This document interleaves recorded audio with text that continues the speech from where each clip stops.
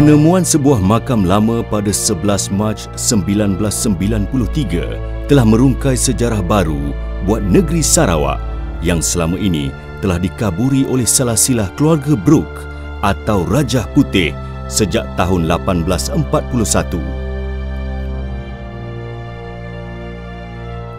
Makam lama tersebut telah diisytiharkan oleh kerajaan negeri sebagai makam sultan yang pertama dan terakhir Sarawak. Ia dianggarkan berusia lebih 350 tahun.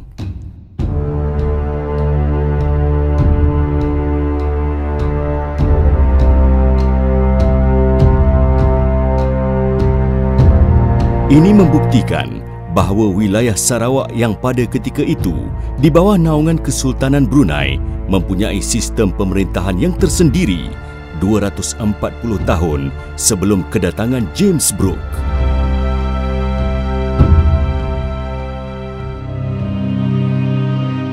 Sultan Tengah memerintah Sarawak dari tahun 1599 hingga 1641 dengan memakai gelaran Sultan Ibrahim Ali Omar Shah.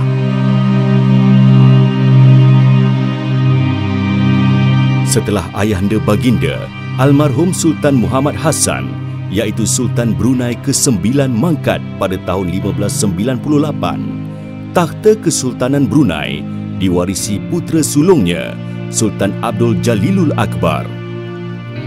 Dalam pada itu, wujud sedikit pergeseran dengan adindanya, Raja Tengah, yang merasakan dirinya lebih layak diangkat sebagai Sultan Brunei ke-10. Dengan penuh hikmah, Sultan Abdul Jalilul Akbar menawarkan wilayah Sarawak untuk adindanya, Raja Tengah, sebagai jalan keluar persengketaan. Raja Tengah menerima tawaran tersebut dan kemudiannya dinobat sebagai Sultan Sarawak pertama.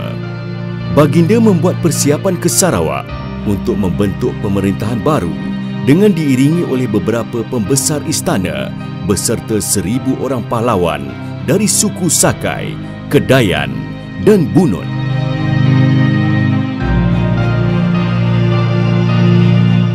Di Sarawak, Sultan Tengah dan pengikutnya bertapak di kaki Gunung Santubong dengan membina istana dan benteng pertahanan.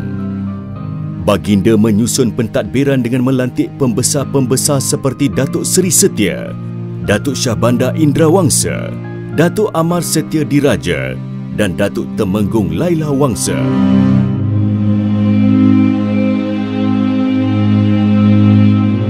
Untuk mengeratkan hubungan diplomatik dengan kerajaan Melayu yang lain, Sultan Tengah telah berlayar ke Pahang, Johor, Sukandar, Sambas, Kota Lama dan Matan sepanjang pemerintahan baginda. Baginda gemar menetap di sesebuah negeri dengan masa yang lama. Sehinggalah pada tahun 1641, baginda mengambil keputusan untuk balik ke Sarawak dan pada tahun yang sama, baginda maut dibunuh. Ketika dalam perjalanan pulang, rombongan baginda berhenti berehat di Batu Buaya, Santubong. Secara tiba-tiba, Sultan Tengah ditikam dengan tombak dari belakang oleh pengawal baginda sendiri. Kecederaan yang terlalu parah menyebabkan baginda mangkat dan dimakamkan di situ juga.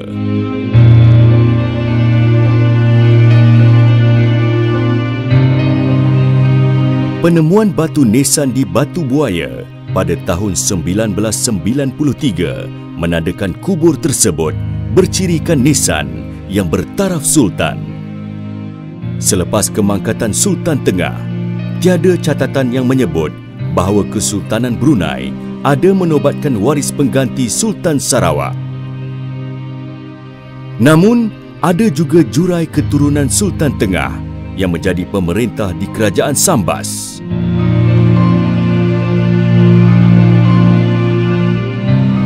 Maka, oleh sebab itu, terkuburlah Kesultanan Sarawak yang mempunyai satu-satunya sultan yang pertama dan yang terakhir. Wallahu alam.